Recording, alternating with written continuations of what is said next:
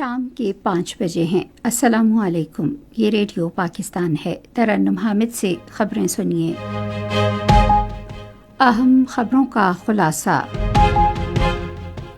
وزیر اعظم 6 روزہ 4 ملکی دورے کے پہلے مرحلے میں آج ترکی روانہ ہوئے، جس کا مقصد دو طرفہ تعلقات کو فروغ دینا ہے۔ نائب وزیر اعظم اور ازبکستان کے وزیر خارجہ نے ٹیلی فون پر بات چیت میں Uzbekistan Afghanistan Pakistan railway line منصوبے پر تبادلہ خیال کیا ہے۔ آج محصور غزہ میں اسرائیلی فوج نے مزید 23 فلسطینیوں کو شہید کر دیا۔ اور پاکستان سپر لیگ کا فائنل آج لاہور میں کوئٹہ گلیڈیٹرز اور لاہور قلندرز کے درمیان کھیلا جائے گا۔ اور اب خبریں تفصیل کے ساتھ۔ وزیر اعظم محمد شہباز شریف اپنے 6 روزہ 4 ملکی دورے کے پہلے مرحلے میں ترک قیادت سے دو طرفہ تعلقات کو فروغ دینے پر بات چیت کے لیے آج ترکی روانہ ہو گئے۔ نائب وزیر اعظم محمد اسحاق ڈار، اطلاعات و نشریات کے وزیر عطا اللہ تارڑ اور معاون خصوصی طارق فاطمی ان کے ہمراہ ہیں۔ وزیر اعظم آج سے رواں ماہ کی 30 تاریخ تک ایران، آذربائیجان اور تاجکستان کا بھی دورہ کریں گے۔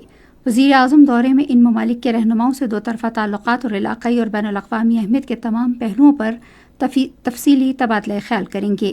وہ بھارت کے ساتھ حالیہ کشیدگی کے دوران ان دوست ممالک کی جانب سے پاکستان کی بھرپور حمایت کا شکریہ بھی ادا کریں گے۔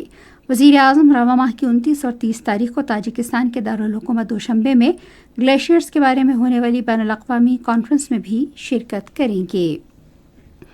نائب وزیر اعظم محمد اسحاق ڈار نے آج ازبکستان کے وزیر خارجہ بختیار سیدوف اودلیوچ سے ٹیلی فون پر گفتگو کی۔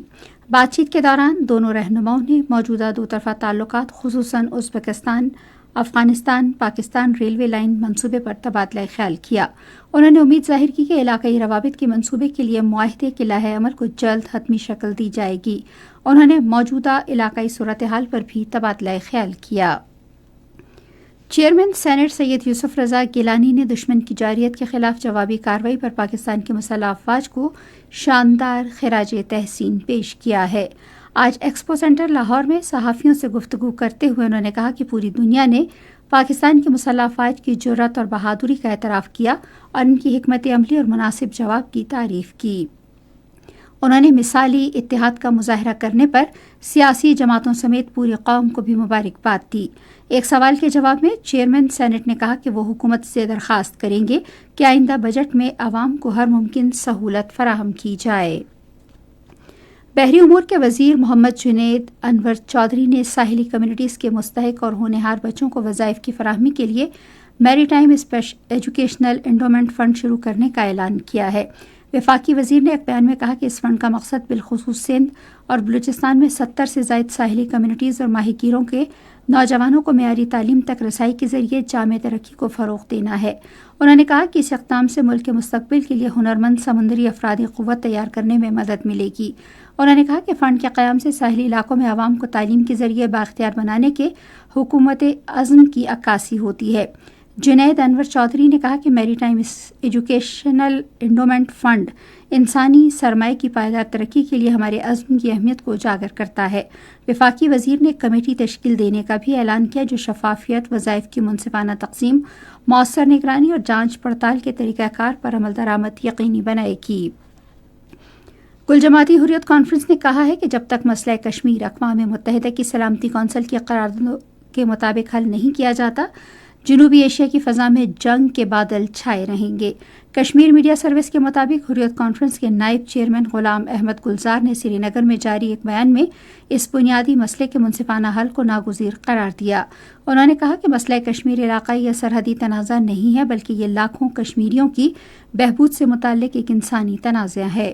انہوں نے بے یار و مددگار کشمیریوں کے لیے انصاف کا مطالبہ کرتے ہوئے خبردار کیا کہ اگر یہ پیچیدہ مسئلہ انصاف کے اصولوں پر حل نہیں کیا گیا تو امن و استحکام کا خواب ادھورا رہ جائے گا۔ محصور غزہ میں آج اسرائیلی فوج کے مسلسل حملوں میں ایک مقامی صحافی اور ریسکیو سروس کے ایک سینئر عہدیدار سمیت مزید 23 فلسطینی شہید ہو گئے۔ غزہ کے سرکاری ذرائع ابلاغ کے دفتر نے کہا ہے کہ غزہ میں 7 اکتوبر 2023 سے جاری حملوں میں ابو وردہ کی شہادت سے شہید صحافیوں کی تعداد بڑھ کر 220 ہو گئی ہے۔ اسرائیلی جارحیت میں شہید فلسطینیوں کی تعداد اب 53,900 سے زائد ہو گئی ہے۔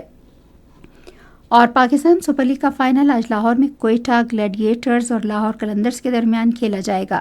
میچ شام 7:30 بجے شروع ہوگا۔